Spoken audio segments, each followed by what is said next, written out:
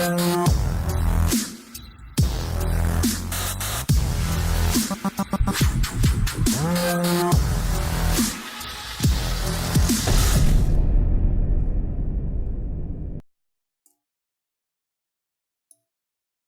what is going on, everybody? How are you guys doing? Give me 1 second here. Get a couple things tuned in and figure out why we're getting a little bit of echo. All right, so welcome everybody. Mike Anderson here with the 1% Solution and Living Motion Monograms. And I've been missing you guys. I'm telling you. It's been a while since we've done a live stream, and since we just did this whole set of videos on our DJ system build, I wanted to get you guys a little update on all that and talk to you a little bit more about the build itself and all the equipment that we ended up using. And let me know in the live chat, guys, how it's sounding and stuff. Hold on one second. Let's take a listen. All right, so I think we're good. I think we're pretty good on that. Turn off.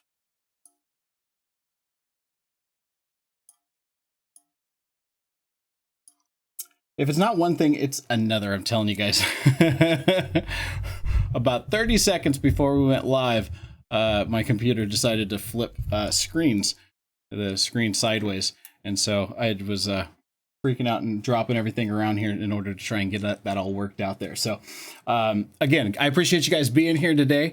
We're going to be talking about the DJ system build that I just did, and talking a lot more about the components that were involved with that build. So get ready. And if you guys have questions, feel free to drop them in the chat there, and we'll go ahead and definitely get those answered throughout our live stream. I want to welcome Jose. Jose, thanks, man, for joining us in the live stream here. And Sounds Obsessions, always here. Jordan, man, he's here. He's going to be here a little bit later in the office, and we're going to let him do a little cameo. But he didn't want to come down early, man. What are you just worried about setting up the new house? So I hope you guys really did enjoy the build videos. Believe me, it was a long few days here at the office, and things got a little nuts. I want to apologize about that. Right about day 4, I think, is when it started getting a little even creepy on my part. But I hope I was able to give you guys some great ideas and some great suggestions on what you guys might be able to do with your own system build, and just kind of share some tips and stuff with it. I want to go through. We're going to talk about what we ended up doing. We're also going to take some time and talk about the equipment and the different pieces that I have installed in the system itself. If you guys are wondering what I ended up using, don't forget in the description, there are links to pretty much all the gear that I ended up putting in the system itself. And I really just want to start this off with a couple little disclaimers. One of which you guys already saw in the video. I purchased all the equipment. This is stuff that I use for my events. This isn't just, something that I end up just, having sent to me and stuff. This is the stuff that I actually use for my weddings. And I want to give you guys a kind of a glimpse on some of the gear that I think makes my life a lot easier at events. And we're going to go through a little bit of explanation as we talk more about the gear itself and why I chose the different pieces. So let's go ahead, and we're going to kind of kick things off here with, of course, let's take a look here. The case. And the case itself for the system, we end up using the Odyssey case. And I've always liked, really enjoyed and liked Odyssey gear. One of my concerns when I first opened the box is, you guys might have seen in video 1, was that the our little clips on the side here. And as we can see in the video, or in the photograph here, this is pretty much done on purpose here. Now, I still have to do a little bit of adjustment on it in order to get them to snug up. but it's basically to keep them on keep them in the track and stuff. And then when you slide it in and give it that little home position before you put the top on, it definitely locks everything down there as well. But one of the reasons I picked this case was because if you guys saw my old build, I had pretty much one rack space underneath. Seemed like a lot of room. I was able to fit a lot of stuff in there, and I went pretty much about 3 kind of half rack spaces wide on that. And it worked well, except one of the issues I kept having, I don't know why, I can't figure out. I don't, maybe someone who's maybe with Shure or one of the wireless mic companies can tell us for sure. But I noticed that when I had the microphones underneath the mixer like that, especially with a controller this size, there are some kind of interference that was happening. And my signal, it was basically every once in a while it would drop. Believe me, I tried everything. We did frequency scans. I went online, found the right frequencies I'm supposed to be using, all this stuff, but it was just hit and miss. And every once in a while, I don't think any of the guests ever noticed it, but I did. And I couldn't figure out, even with external antennas and stuff, I couldn't pretty much make it stop. And so one of the things I want to do is come up with a design where I was able to get those microphones out from underneath this this DJ controller and get them maybe tried, even above or something. But I just kind of kept getting this feeling that there's some kind of, whether it's, electronic field or magnetic field or something coming from the media play or the controller itself, the Denon that I ended up using. And it just, maybe too much metal there. Maybe everything was kind of crammed together too much. And so with this new system, I had 2 spaces, which gave us a lot more room to work with underneath the controller. And then we ended up utilizing some additional space that we ended up using for our laptop shelf itself that we saw in the video that we'll show in just a second as well. And let's see here. If we can bring up some of the photos and of what everything looks like. So how you guys been? Are you guys been doing any work on your own system? It's that time where you gotta pull everything out, clean it out, maybe even just kind of pull things apart, vacuum it, clean it, get it ready for the new season that is coming up. And I hope it's a big one for you guys. All right. And send these off here.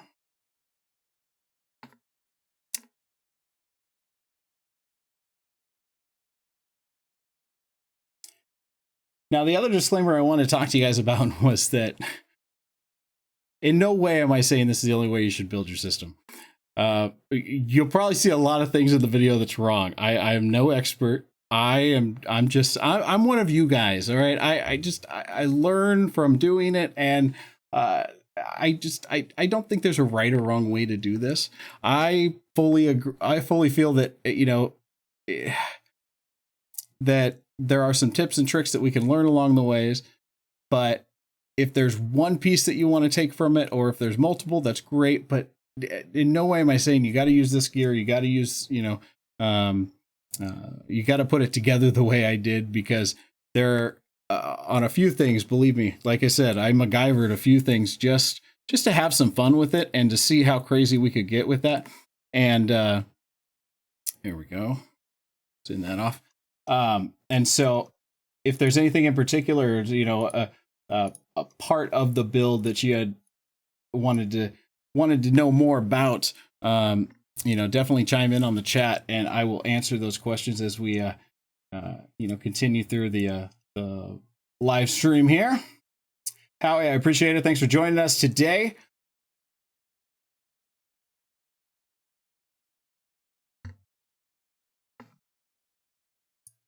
How to added sound switch. He added in the chat. He's saying I added sound switch.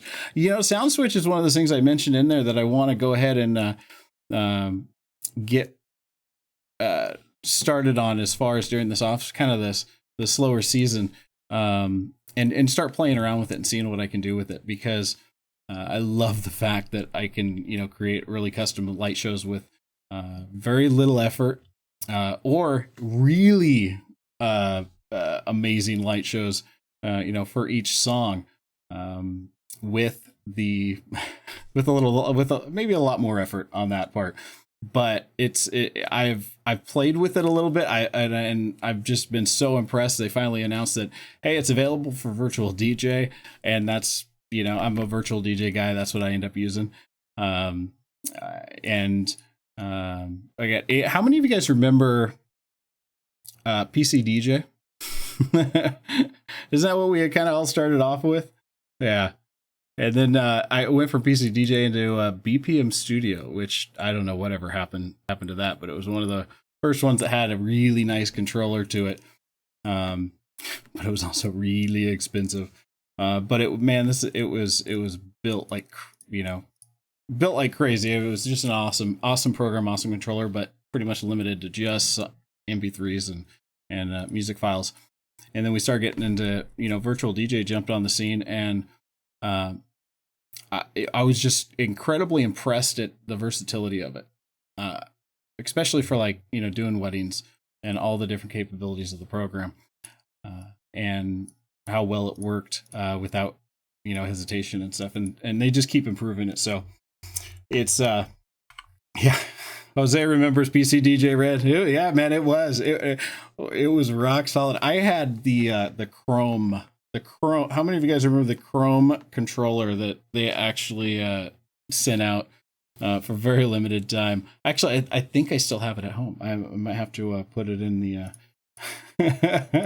put it in the archives.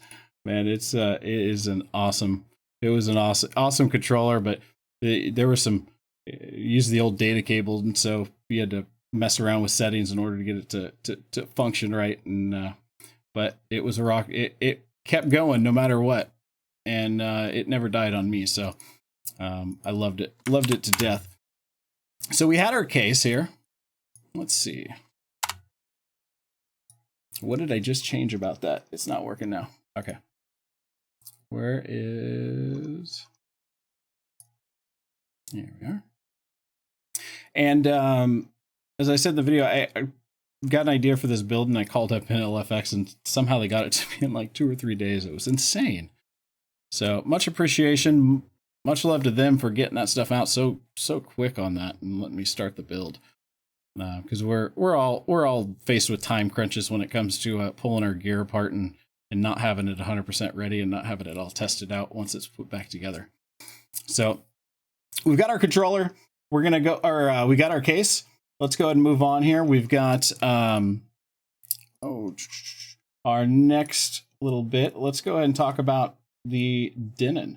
Now, with the Denon, I started off quite a while ago with the Denon boards, and when we're using the other external controllers, and then I went into the 6000 when they first came out, and I just loved it.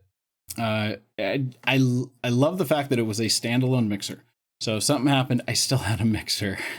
That's one of those things that really always kind of bugged me about the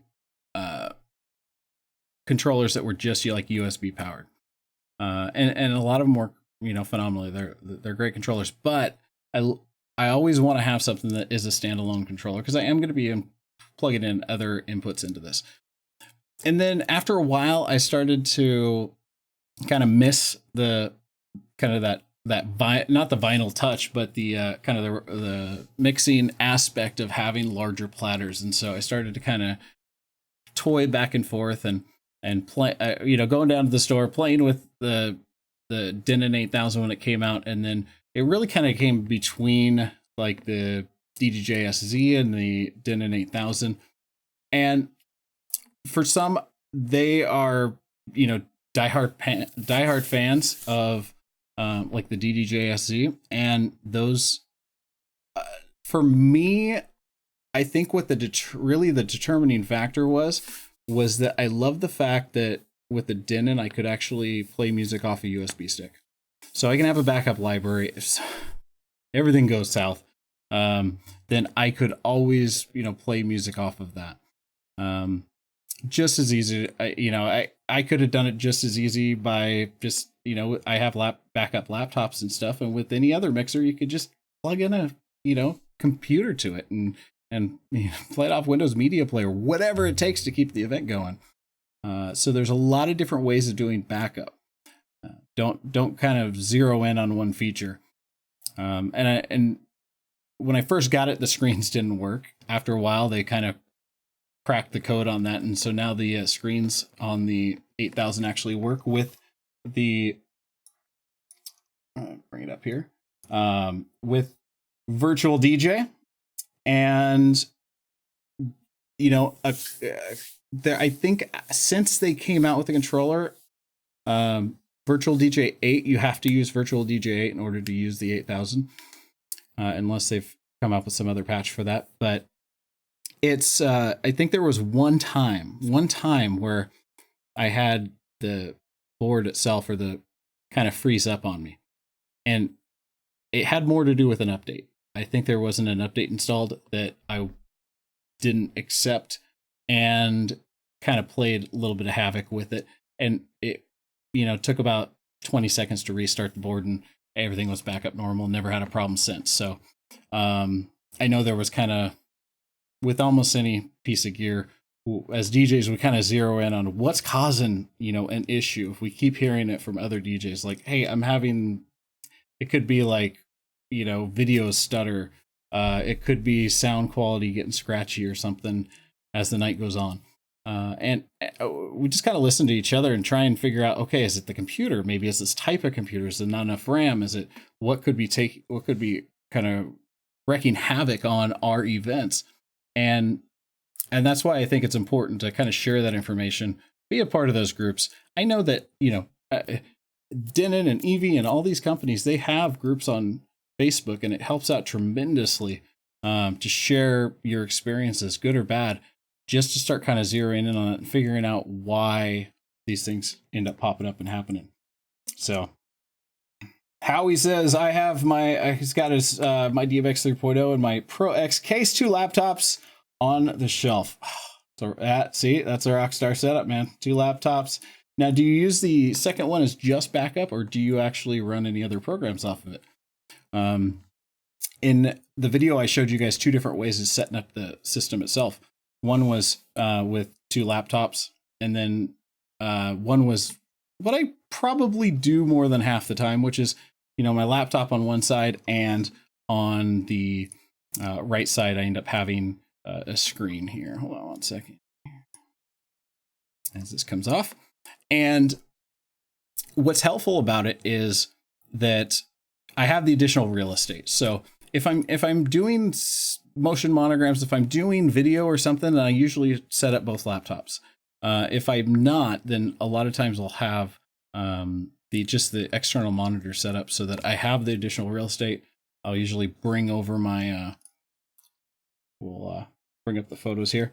Bring over my, the program over on the right side, so that on the left side where my laptop is, I can access the rest of my documents, search for songs, and have all that readily accessible on there. So with the Denon, they've got some other features on there that I talked about. And number one, something pretty cool. It's got a USB out on it, or not. Basically, there's a USB plug on the back, just a standard USB plug. But what it is it's not actually connected in the board at all. It's like a direct signal back to your laptop. So if you want an extra plug in order to plug something in, maybe another video card or audio card or something like that, you can actually plug it into the back of the mixer. It doesn't mess with the mixer at all. Just keep in mind, if you power off the mixer, you lose contact with that actual USB connection for a second, and then you want to go ahead and you don't want to have anything in there that is, I should say, dependent on it. So if I've got like a small little controller like the Stream Deck we're going to be using, then I might have that plugged in there. But if I had like a video card, I probably wouldn't plug the video card into it. All right, so we've got our photos here. And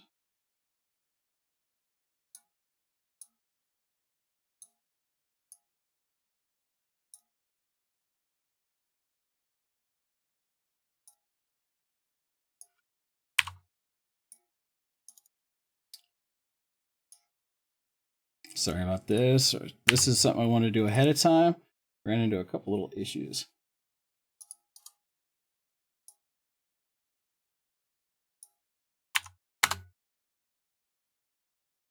All right, and if we kind of take a look at, this is from, come on,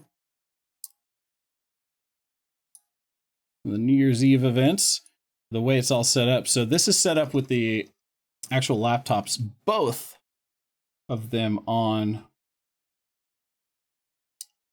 the top shelf. And this is just a mess. This was not a normal event. We were on the 7th floor of a building, and so we just I ended up actually setting this whole thing up on my lighting case, mainly because this wasn't a usual kind of type of event where we're playing music all night. This was a wedding that was for New Year's Eve, and they had a live band. My job was to make sure everything went great, plan everything out, and be the MC, do everything up until we start dancing, and then find some kind of fun way of introducing the band, getting everybody hyped up for that.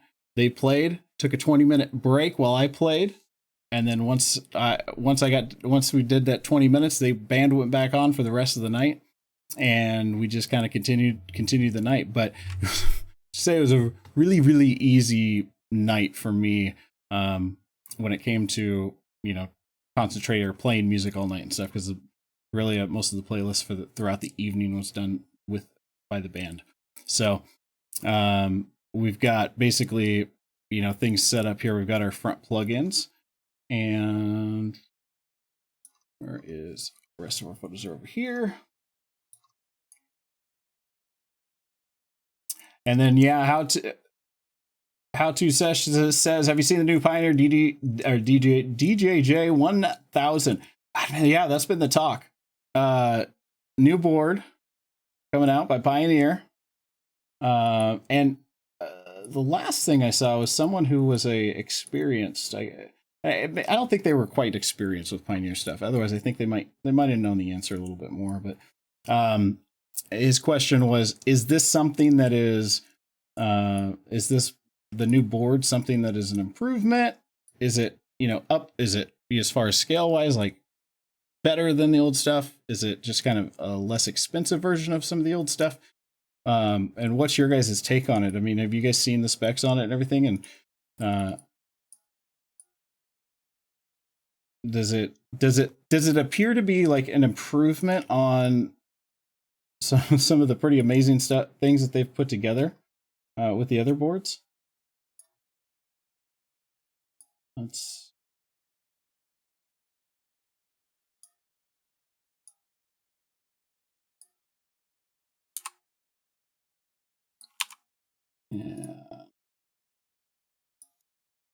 save. Okay.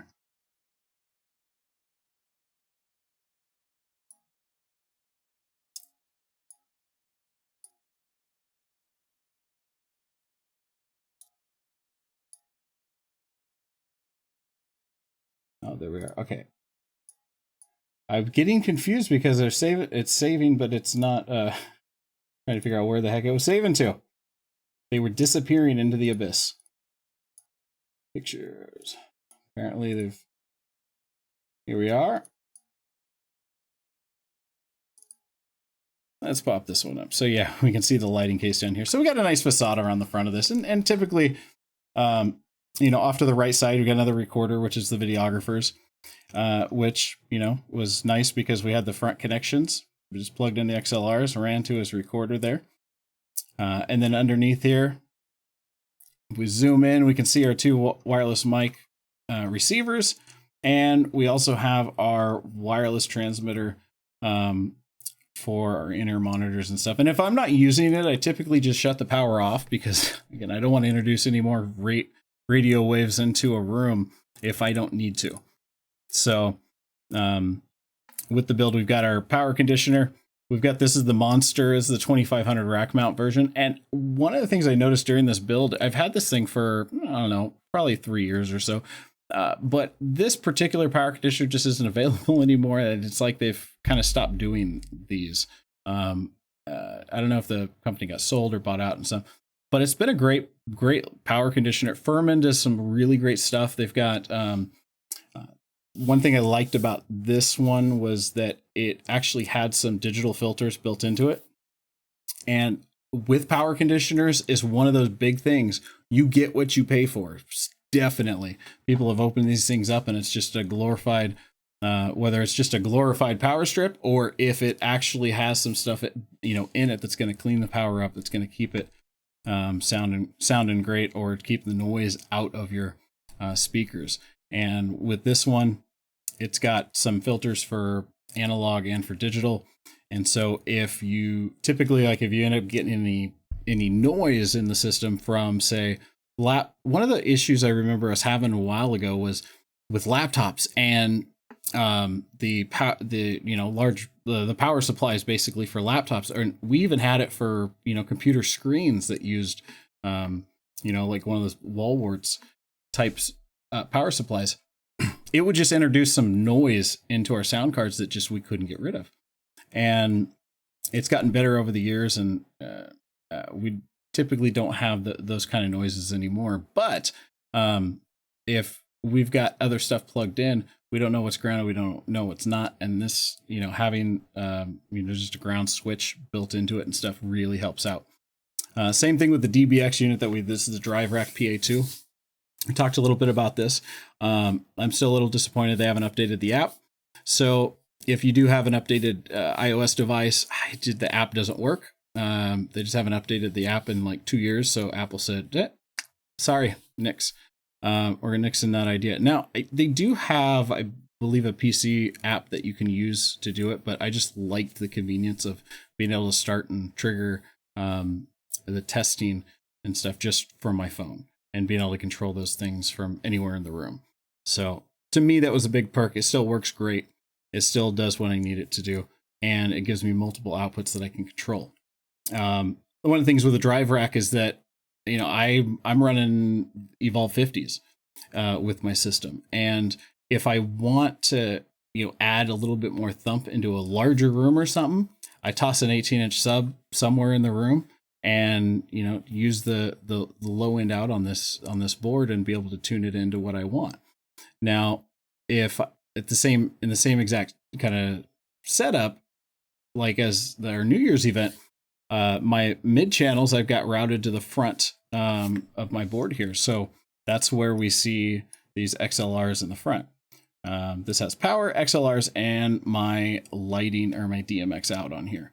And what I do is my center channels, they're not crossed over, they're just wide open. But I put usually like a 20 decibel pad on there, bring the output down about 20 decibels, and that's what I run into for videographers. So if I end up getting really hot, it doesn't end up overdriving their equipment. But just kind of remind them. I always remind them when they plug into the system. I want to make it convenient, make it easy to work with me, but at the same time, I also want to remind them that I'm mixing for live. I'm not mixing for recording. So levels go up and down a lot. And I try and warn them when those times are going to be, especially when dancing gets kicked off.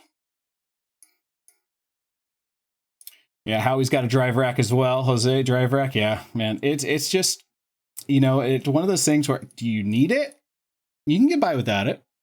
But, there's a lot of technology crammed into these speakers and these mixers and stuff. It's not a necessity, but it just makes a lot of things very convenient. It's got feedback eliminator built into it. It's got you can set compression in there. The room EQ, even the best sounding speakers and stuff, they sound great, but every room is different. And so if I go into a room that's granite on the walls, which we have some of those in Sacramento here, granite on the walls, granite on the floors, and it's just echoing all over the place. I can go in there, I can using the RTA microphone, and the system will scan the room for those frequencies that are kind of going a little bit berserk, bouncing off the walls and stuff and coming back to it. And it'll just dampen those frequencies, and it really does help clean things up. And kind of basically you're tuning your system to almost any room. So you got to start off with good, sound and speakers. If you're just going to throw, I should say, prize electronic speakers, I guess, I don't know, into the mix, it's only going to sound as good as those speakers could possibly sound. It's not a miracle worker, but the best sounding speakers not tuned right in a really obscure room, you end up running into some issues. So yeah, that, and I love the feedback eliminator built into it. Just a lot of other options that I want to do another video on just how to use this thing, because sometimes I use one little feature off of it. Sometimes I'm using 3 or 4 of them for an event. But it's nice to have there in the rack. So we've got our, let's see here. So we got this one, and others show us anything else.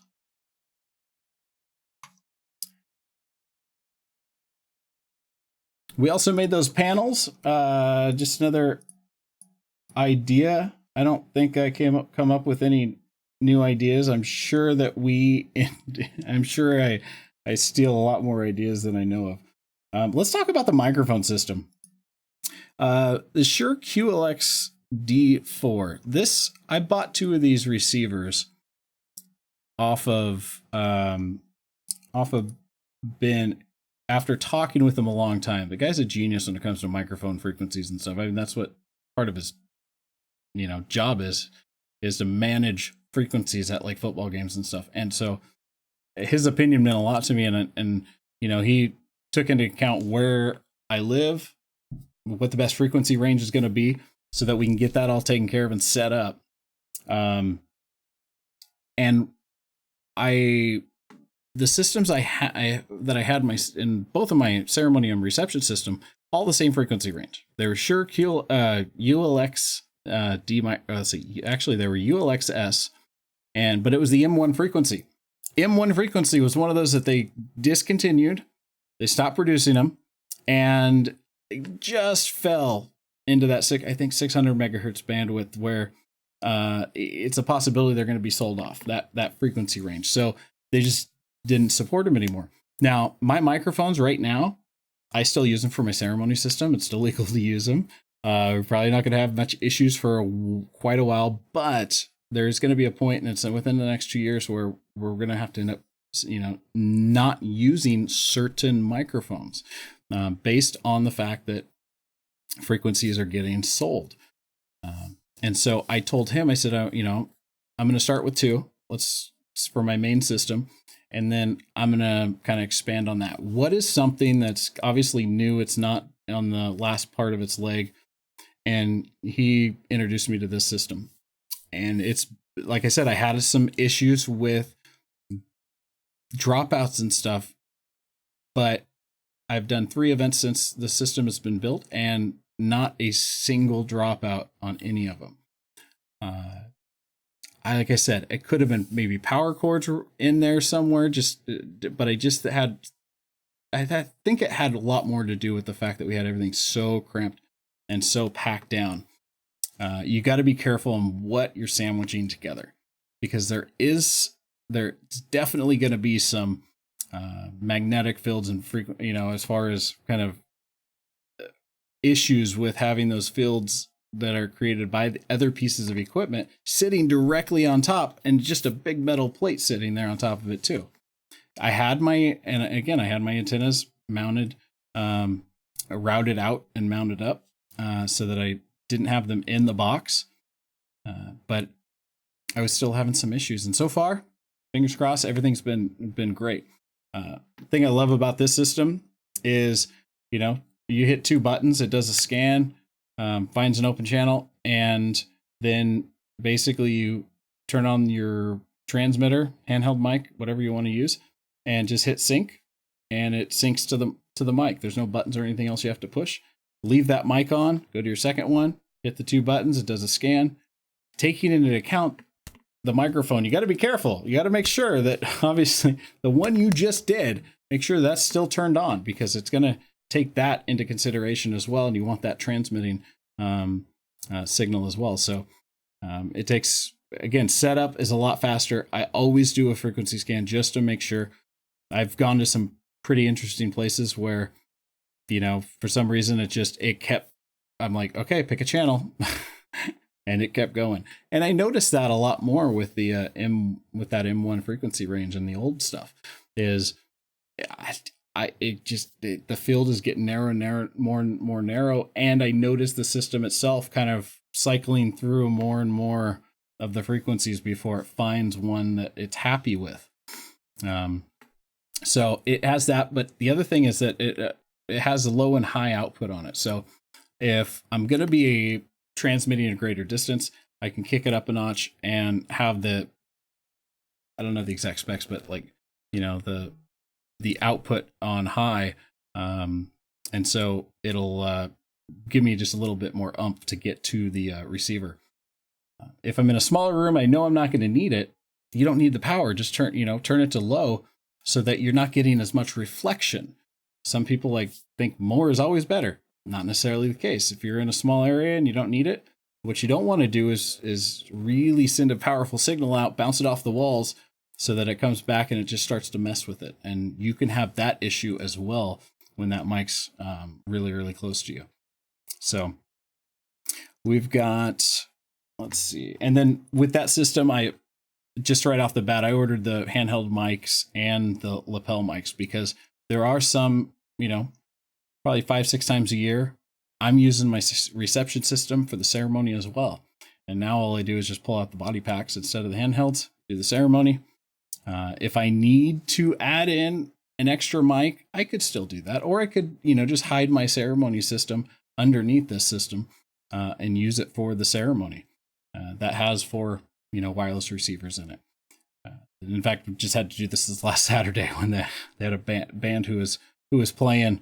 The groom was in a band, so it was just a couple quick songs, but we wanted to make sure we had the mics available for him on that. We've got a lot of people were asking me questions on in the Facebook group and stuff about the transmitter that I use. So it's dark in this photo here, but we talk about this. This is the Galaxy Audio AS1800, and it's basically used for in-ear monitors and doing live events and stuff.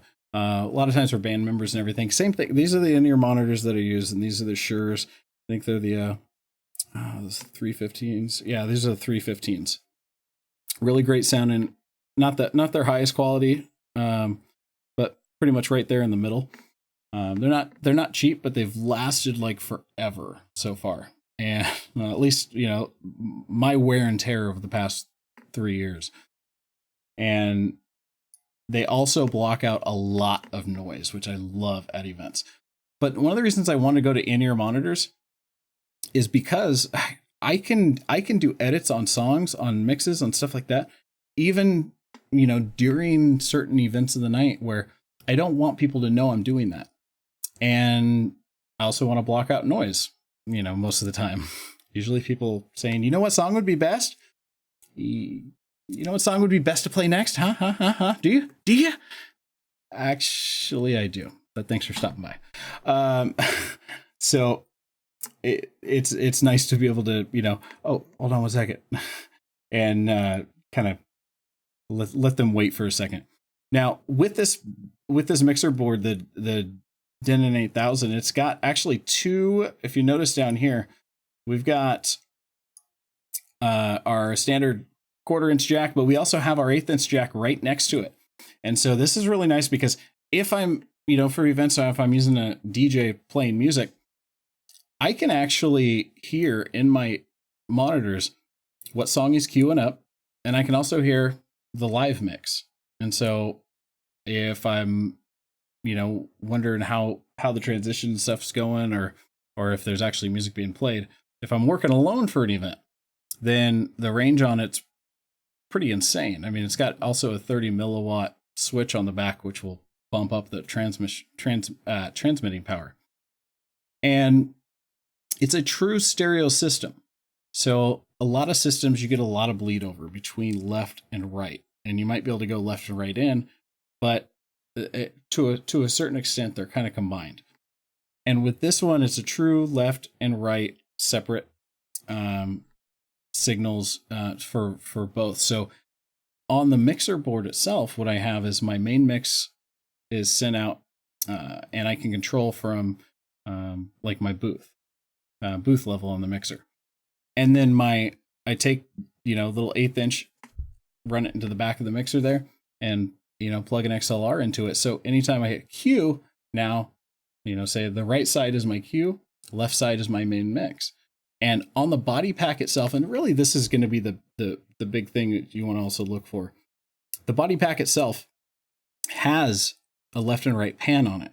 So I can turn the knob, go to my left, hear the main mix, pan to my right, and just hear what is being queued up. And I think that when I'm working with another DJ, it's nice to know, okay, what is he playing next? Because it might give me an idea of something to say on the microphone. So I know what he's queuing up, or if he's about to play a song that's going to really, really suck, then I can go give him the no finger. Or even the little hype up sign. Let's keep it going. That's perfect. And I basically kind of monitor what's taking place in that.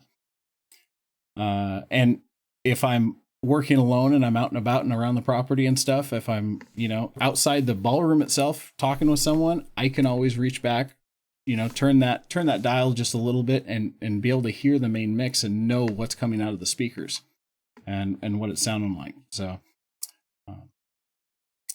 in the way I use it, that's the way I use it for just my in-ear monitors. But because we've got left and right, well, we got Q on, say the Q is on the right, our main mix is on the left. Well, I take those body packs and I toss in some battery eliminators to them and just plug them directly into, a wireless remote speaker or a fill speaker or, something for just on the patio outside.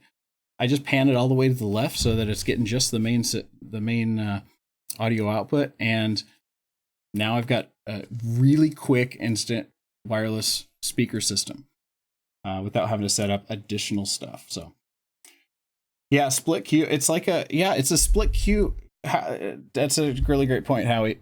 So mixers, have split Qs on them, but you have to be at the mixer to use them. And with the wireless body pack, like it's basically a split Q that's with me anywhere I want to go. So as I come out to the dance floor before we kick off, Cupid Shuffle, all of a sudden I'll pop, I might reach down and mix this over to the main mix so that I can hear myself if I've got both in-ear monitors in on the microphone as I, kind of coordinate or call out the dance itself and just go out there and have fun with the guests. Then I'm not being blasted by the sound. At the same time, I can hear the words and keep up with the beat so I don't look as white as I do on this live stream. Dancing skills are not of the best, so but yeah, be careful. Just make sure that in this system, I don't think it was crazy expensive.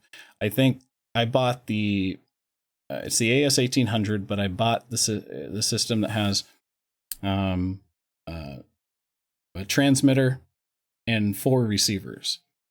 Yeah, 4 body packs. And I think it was, I spent under $2,000 because I also added in an additional transmitter because I wanted a transmitter in my ceremony system. I wanted a transmitter in my reception system as well. And actually, speaking of wireless headphones, I know this has been a hot topic and people with, with Bluetooth and stuff, saying you can't use Bluetooth headphones.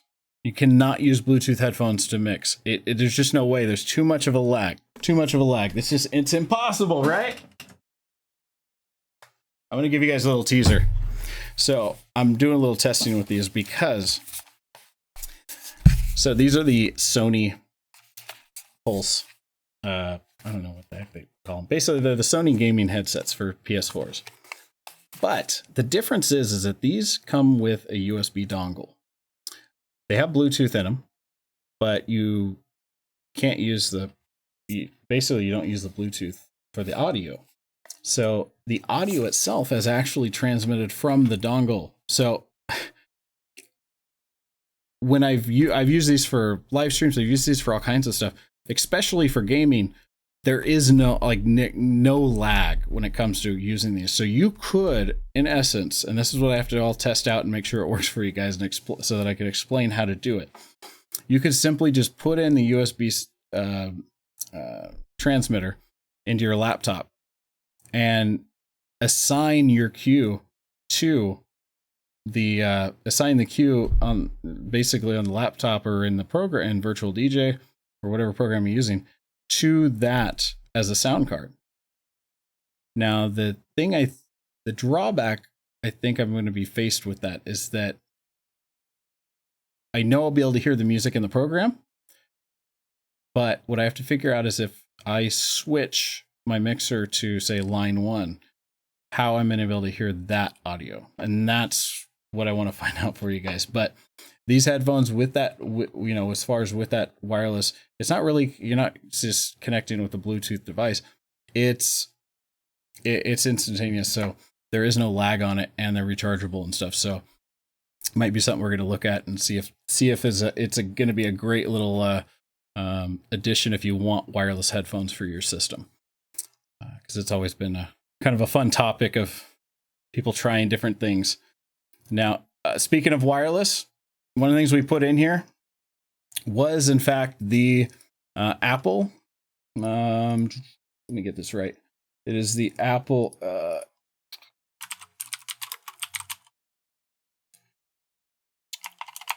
And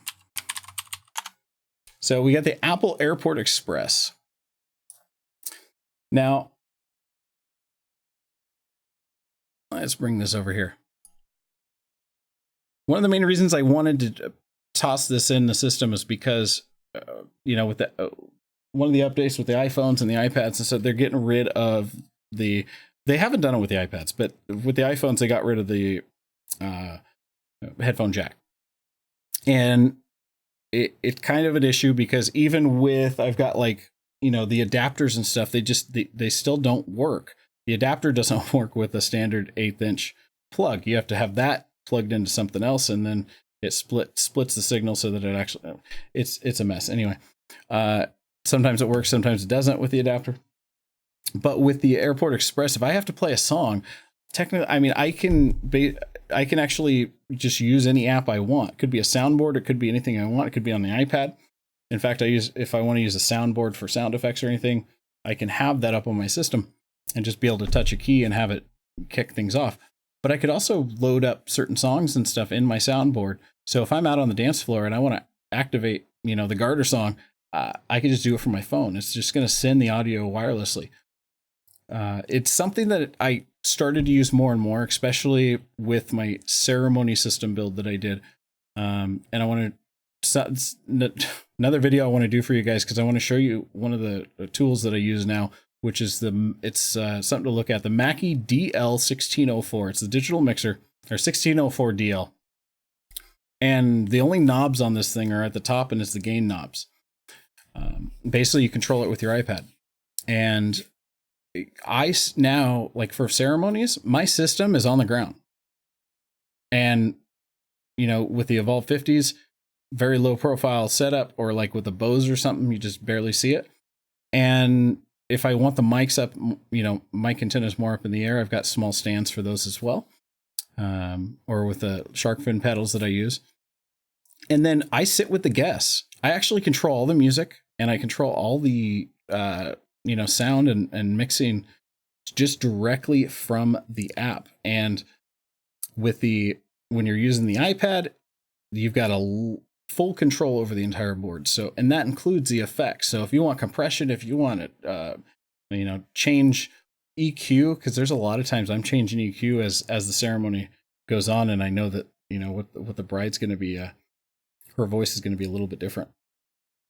and I want to compensate for that. So with the app, or just my iPhone. So this is the iPhone version of the app, and you are a lot more limited. You don't have access to some of the features like reverb and all that stuff, but I can still control the volumes and stuff of each channel directly from just the simple iPhone app. And then what I do is since I have the Apple Airport Express, the reason I got this particular one and not the larger one is because this one has 1/8 inch out on it. So whatever I have this named, I can send my audio instead of like to headphones or whatever the choice is on my Apple device directly to this over Wi-Fi or over the connection. Now, the distance on the audio, there is a lag. So I'm actually thinking it's more. I got to look at. I don't want to say it's Bluetooth, but there is a bit of a lag on the audio itself, and so you're not going to want to mix off of just Bluetooth on this, but the range is less on the audio than it is on, say, the mixer controls, and so that's why I think there's something else going on there as well. But if I walk away with my iPad, say up the hill and into the ballroom with it, obviously the sound is going to end up cutting out. So that's one of the drawbacks. You end up leaving the iPad down there at the system. But I do, all the music. I just basically make a playlist in my iTunes, and iTunes wirelessly syncs it to all my devices. So, my ceremony music is always up to date on my phone and on the iPad and everything. And just kind of work with it off of there, and then it basically gets inputted into a channel on the board itself. Now the board also has a direct connect with the iPad, so if the iPad is actually slid into the Mackie board, it has its own channels for that you can control as well. But again, I love using the wireless here. It sounds great, and having that little port on the back right here is a little optical audio jack, and it's a kind of a combo. So it's optical and it's analog. So, and it's small. It doesn't take up a lot of space. So we got one in the ceremony system, one in the reception system now, to be able to control stuff with. Plus, the main benefit was all these programs, Virtual DJ, Chave, Show Express, all this. They have apps that can go with these programs, so I can control Virtual DJ from anywhere in the room. I can change volumes or change songs and stuff just with my iPhone and the app. But I want to have a secure connection, and that's where we're creating a hotspot in that room, and it's just labeled as like CME 2 for my main system, or CME main, and I just connect to that. And so then I don't have to worry about other people connected to that same network. Is it the ballroom network? Is it going to bump me off after a certain amount of time? It'll just always be connected there. Especially if I want my computers to, communicate with each other, even sharing files and stuff between the two. So I think this is kind of a nice little tool to have in the arsenal, and an easy way to connect your devices or play audio off of it as well. So we got our mics, we got our wireless transmitters. The last one was that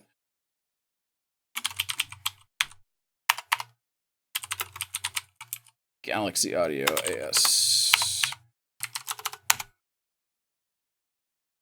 I have the loudest keyboard in the world too, so I don't know if you guys can hear that. So yeah, this is the system.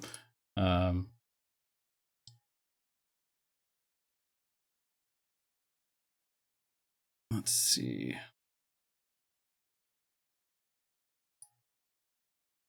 And I had never heard of Galaxy Audio before until I started looking at some of these. And they have some of the, lower end products as well. Definitely a lot less expensive. And then they've got some of the other systems. I think they have a system that's actually above this one too. It has some different features to it. These antennas, I've had one. Actually, one of these antennas kind of, I don't know if it's probably my fault, but you know, whether it gets shoved into a bag or something, but it just, whether it got yanked back and forth and basically fell off. So I've got one body pack I got to get fixed because it definitely affects. And each antenna basically is kind of receiving a side. And so it definitely affects my range on, which happens to be my headphones, for my Q mode, or at least my Q side. Because you walk away and you start to definitely hear some static and stuff from that. So I got to get that fixed on that. But with this system, they also have different frequency ranges. So it's going to be best to either talk with the company or talk with someone like Ben who knows what the heck they're doing. Where, oh, there you go. Look at this. So standard is 30 milliwatt output. And there's a switch on the back, and that's kind of the difference between the kind of the lower end ones. And I think this is one of the first ones where you have a switch. The switch on the back lets you bump up the transmitting power to 100 milliwatts, which is pretty insane. It's also got a monitor out if you want to plug in some headphones to it, so you could always plug in an additional set of headphones.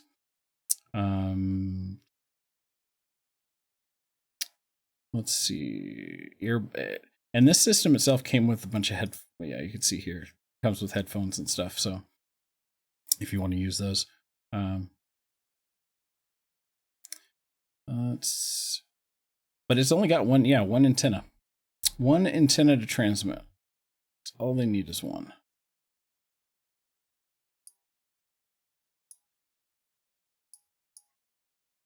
All right.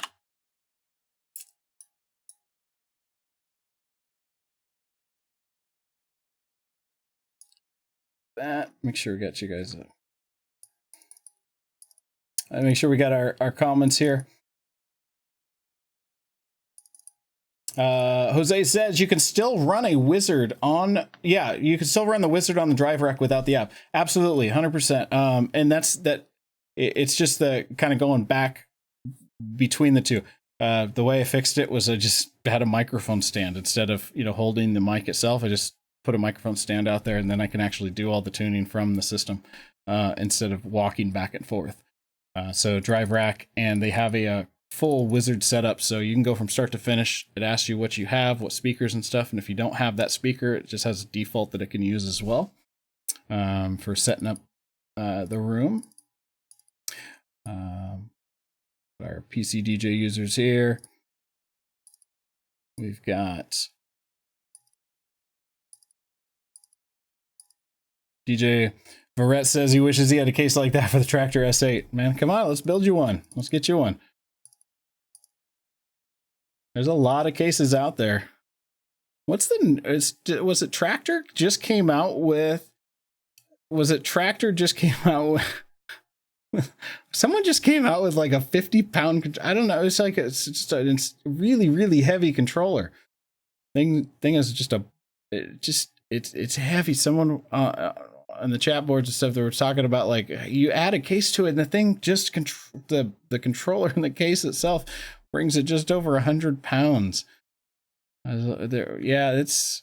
I guess there's a point where too big. There's a point where it's going to be too big, right? We're not going to be able to lug it around.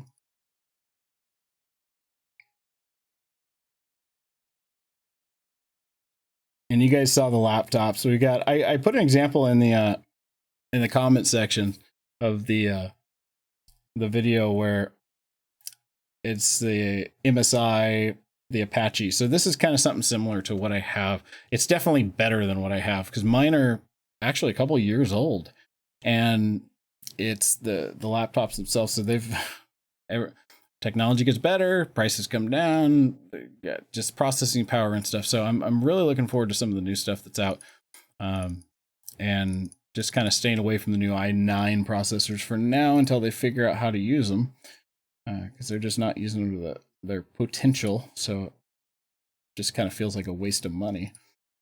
But so we've got that. We've got, let's see.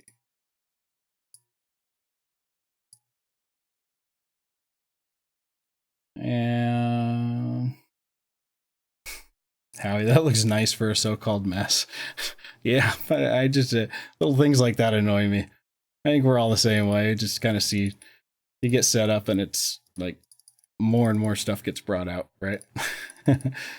DDJ, I want to take a look at this. Let's see if we can find an image of this new DDJ 1000. And don't forget, guys, you toss in your questions for any components or any or the build itself in the chat, and I'll get those answered for you. So DDJ 1000. Now let's take a look. Oh, well, that's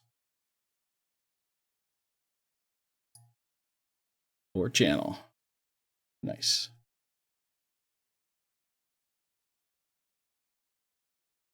So this is pretty cool. We've got, I can't play the video because I'm sure it'll, I don't know, instantly demonetize this video. Nice. So they've got video screens in this, video screens in the center of these. This is slick. We can see we've got talkover. Yeah, everybody in the chat join. Like, how many of you guys have ever used talkover? I remember I had it on my very first Radio Shack mixer and loved it when I was doing junior high dances. I don't know why, it was nice. I don't think I ever used it the right way, but I wanted to be heard. But I don't think I've ever used it, and I've had it on quite a few different pieces. Sound, let's see, noise. So we got 2 mics. So we've got that improvement. So 2 mics, but 1 EQ for probably both of them.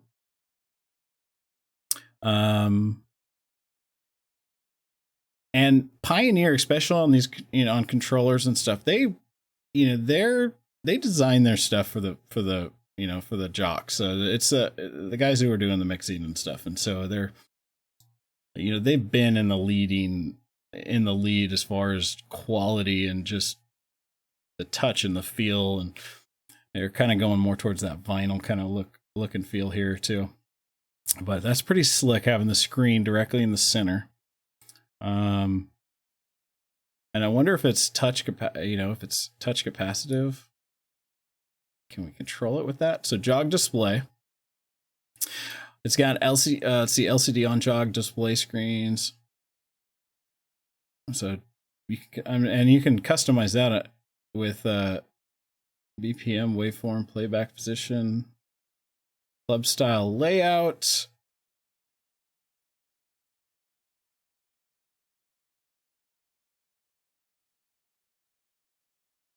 One thing that they do right that I don't see in the Denon is they've got the 2 laptop inputs, and so if I want to connect 2 laptops to it, I can.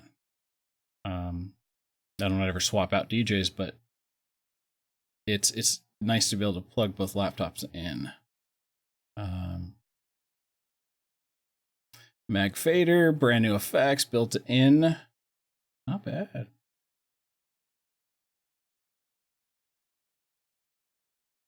Performance pads. Everybody's got performance pads. All right, well connected. Let's see what the back looks like.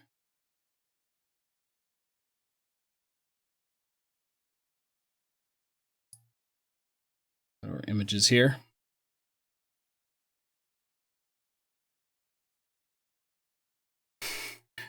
Yeah.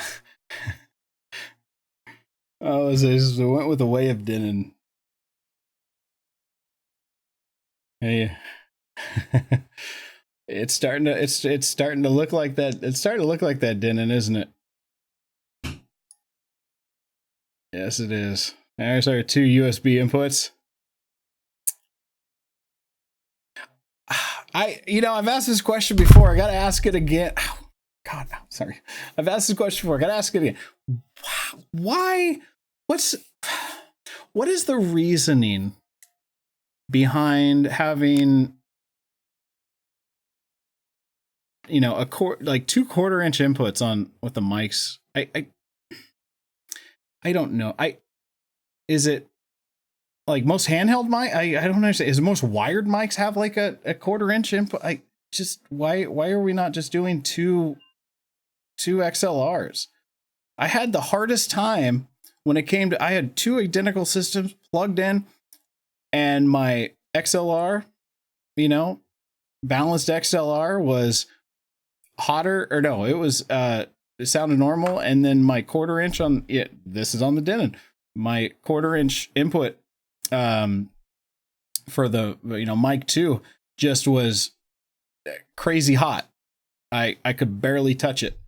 And it took a long time to figure out, is it a cable? What kind of cable? What's the right cabling? What's the connection type it has to be? Is it tip ring sleeve, or is it?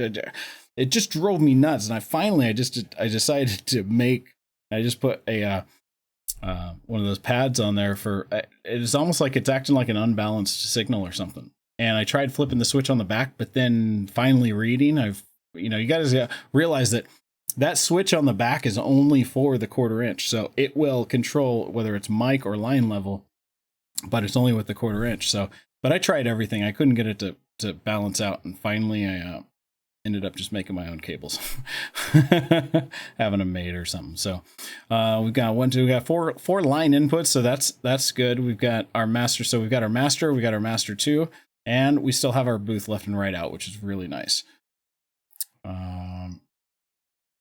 So yeah, nice. This is looking good. And they've got the instead of having the screens up top, you got the screens down on the jog wheel. That is one of the kind of the perks with this, is that the Denon has the screens up towards the back side. So my case and stuff is definitely a lot deeper than but I have a lot more room, because the last case I did on the first build that's in the videos on demand or whatever, you can see that it's that case is designed for DDJSZs, so it doesn't have the depth it really needs to be comfy, but just modified it to end up working. It was too long basically for what I wanted to use it for. And I'm going to post some photos for you guys as well of what, how I basically got everything on one cart now. So, I can do an entire reception, just wheel in a cart, and cart gets wheeled out and put in the trailer, and I'm done at the end of the night. So, so that's the new gear, huh? That's the new gear from there. All right. I like it. What other stuff do you guys have? Stuff that you use that maybe that even I need to consider. That for me, adding on. I mean, you guys can see here. I've got the Stream Deck that I use for. See if we can see this. Make sure this kind of comes into focus here. So you can see here, I use the Stream Deck basically as hotkeys. And the reason I do this is so that if I want to, like start up, for the office and stuff, and for streaming when I'm working and doing stuff, I can set up, like, if I hit, so this one will probably come up on the right screen. So if I hit that button, which is my wedding clients or my FileMaker Pro, then this window's probably in the way. Yep. Pops up right here. So you can use it as shortcuts. You can assign it different keys. So for me, I can have it, you can have it launch programs. I get to an event and I can go, hit the first 5 keys, and the programs I need pop up, and it's done. The control of it is just done by the Stream Deck, which is really easy to use. So I can move things around. We can kind of see, here's my OBS, and if we click on it, it pops into another window. So all my commands, if I click this one, let's see if it messes with, I don't have this one set. So then I can transition between my left and right screen and stuff. Oh, it's just because I don't have it turned on. And then you see all my OBS stuff. So we've got you can set it up for your programs, and then you can drag all those hotkeys for that program into one folder, so that when I click on that icon, it opens up my hotkeys for that program. And it's got some obviously designed for streamers and stuff, so where you can add in different scenes and everything. But as we scroll down here, we can also add in, say, system. So websites, hotkey switch, hotkeys, open multimedia. I can trigger, you can just trigger multimedia as well. But all the programs anyway use hotkeys and stuff for launching things. Something to keep in mind about hotkeys though. So if, like, say D on your keyboard is your play button for your left player, and you're in another program and you hit D, it's not going to affect Virtual DJ. So if you're using hotkeys, then what you would have to do is just make sure that it is actually selected, or at least you're on that program if you're using multiple screens. I think it's going to be something nice because I can actually set up, commands for my, light shows and stuff. And maybe I won't use it for my main system. I might actually use this for, like, if I want to, laptop or my, mapping rig that I'm going to build. I might have a hotkey on my system, but then the mapping rig is just underneath. I don't need to see it. I just need it to trigger certain things at certain times. Then if I need to work on it, I can kind of look down and see what the screen itself is doing. So very cool piece. I was also thinking about putting one in the photo booth so that I can create the hotkeys for, print 1 or print 3 or, session to automatically print 5, or switch between different templates and everything. You can, any hotkey you make in a program, you actually create for this as well. And all the buttons and stuff, you create icons. This is just basically a video screen. So you can see those icons. They're not glaring. And those are all just kind of created. Oh, yeah. It's the chroma key. It's the green screen. It's taking out all the green in the icons themselves. So, and have that on the outside of your booth and not have to use a keyboard or mouse or anything with that. So just another idea. Ian says, I think you get more bass output if you stack 2 mixers. I read it online, so it must be true. I think that's exactly how you're supposed to do it.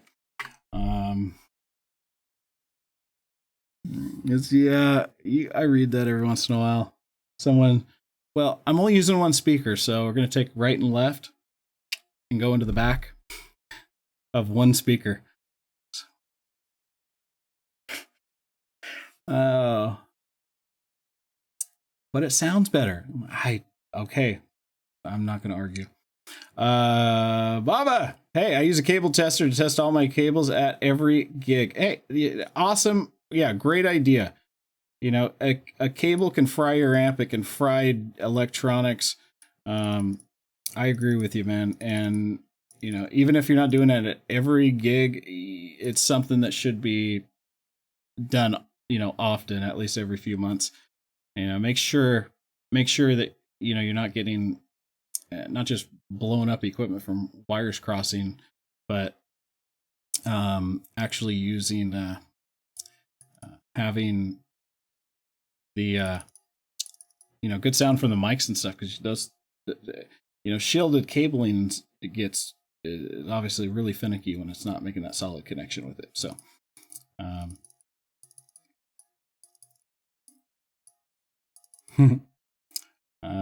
and Baba, DJ Tundi, he got disconnected. Yeah, no problem. Anybody watching this now, even if you missed the beginning part of it, hey, you can fast forward if you want up to the live part.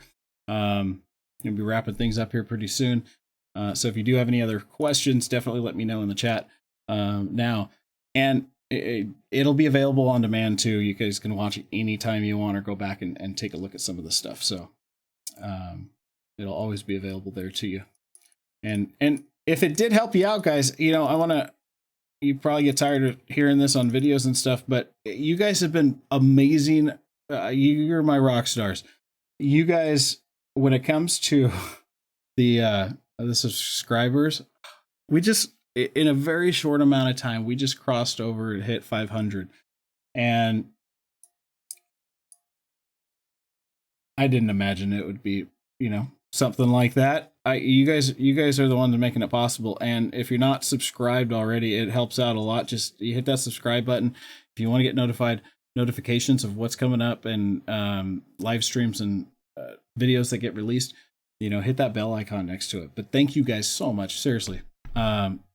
It's the biggest thrill I get is just seeing that you guys are enjoying the content and stuff. And, the more subscribers, more feedback I get from you guys, the more I'm going to do with the channel. And we're going to have a lot more fun doing some creative builds and just sharing some experiences with you guys if it will help you out. But I just want to, obviously no point in doing it if it doesn't end up helping people out.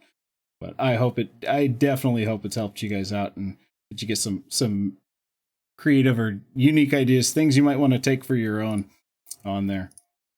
Something else I did with the system itself, you guys might want a little tip. I actually got if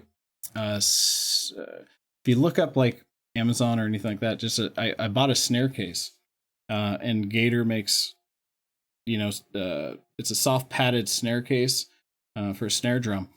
And I bought a couple of these because I make a bailout bag. So all my standard cables that I use for my events with tape and headphones, they all fit in this bag. Just wrap them up and it fits right in. Nice round, it's soft, puts them all together. And then I know what my core cable, loadout is from there. When I get to a facility that I know I need another power cord, another, extension for my speakers, then I can just grab that out of the trailer. But I call it the bailout bag. It's got just my standard set of cables for the system itself to run it. And that's something that I've had definitely enjoyed in the past about 4 months of using it. It's worked out really, really well. One of the things I just did a video of the Asus PC stick. What did we do with it? We were I just uploaded a video. Basically, it's just how to set it up. Very soon, I actually took the Asus PC stick and I installed Virtual DJ on it. I installed Virtual DJ 7 and then I installed Virtual DJ 8. And basically, I took a PC stick, which let's just say it's not up to spec for system requirements for Virtual DJ. And very, very soon next week, you guys are going to see, we're going to do another live stream. Next week's live stream is going to be on, I'm going to do, it's kind of a two-part. We're going to do live, but I'm going to show you, I'm going to make a short video. So I hate showing videos on live streams because it's stupid, but to set to go through all the process and everything, I'm going to give you guys a little brief video explanation of what I did. And then we're going to see if it works. And not only that, but I'll just tell you this. I also plugged in the Denon 8000 to this tiny little this tiny little PC stick. Because I wanted to see if it would work. It's got USB 3.0. And you guys are going to find out if it worked or not. Look at this. Look at the specs on them. Look at the specs on the Asus PC stick. We use it for monograms, showing stuff, videos and everything like that. Very simple stuff. And these other programs are a bit more complex. And I think I don't want to give anything away, but there are definitely some interesting moments, so to speak. So we're gonna find out if that works next week on next week's live stream, and we'll probably do it again on next Tuesday or Wednesday for that. So I'll send you guys an invite and we'll get it posted for you guys so you can see when it's going to be. So thank you guys again. That's going to wrap things up for this live stream. If you guys have additional questions, put them in the comment section below. check those all the time, and I'll get those answered for you, help everybody else out. If you haven't checked us out on Facebook, you can check us out on the Facebook group, Living Motion Monograms Facebook group, also the 1% Solution Facebook group. Or check us out online at livingmotionmonograms.com, where you can get all your monograms designed. And check out all the cool templates that we've got set up there for probably, I want to say, some of the least expensive monogram designs available to you guys. So, and for those of you who also have the monograms or are using the designs for your clients, don't forget we have pickmymonogram.com, which is the client portal. That's where you can send your clients to pick out the design they want. So it's just an unbranded site with no pricing on it, and it makes things easy for them to pick out a design they want. And then you guys can always head on over to livingmotionmonograms.com and order it, or send your inquiries for custom designs over to info@livingmotionmonograms.com, and I'll give you a quote on those and get those turned around for you really, really quick and easy. Well, thanks again, guys, for coming out. Hope you guys had a blast, and we will be seeing you guys soon on the next live stream, and we've got some other videos that are going to be available here very shortly in the next week. So don't miss out on that. Hit that subscribe button so that you get notified of those updates when the new videos come out. Oh, and before we end, anybody who left right away, I got one more thing. I teased about this on our group and on Facebook, and I can tell you a little bit more about Archaeos and Grand VJ. I know a lot of you guys use the software. I guess the next thing I can actually say right now is that you guys are about to see, let's say, a lot more helpful tutorial videos on Grand VJ and then Media Master. I'll let you guys know more info soon, but we're going to start to see a lot more of those here very, very, very shortly. And you guys, you guys are the ones who made it happen. All right, Archaeos is now part of the family, and they hear you guys, they see you as a family, and I appreciate you guys, sticking together and making this definitely a home. So thank you guys again. We will see you guys on the next stream. Have a great week and have fun. Take care, guys. See you later.